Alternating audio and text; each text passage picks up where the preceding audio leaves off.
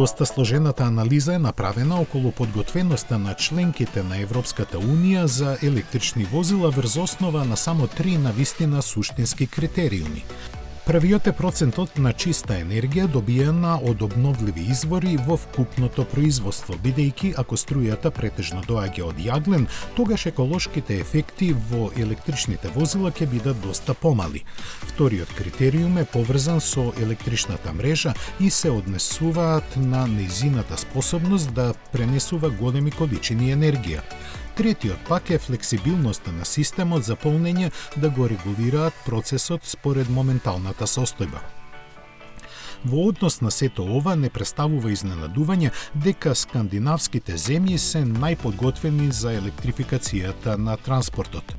Посебно Норвешка, која по сите 3 критериуми доби оценка повисока од 9. Следат Шведска и Данска, а високо после нив се котирани и Австрија, Франција и Швајцарија.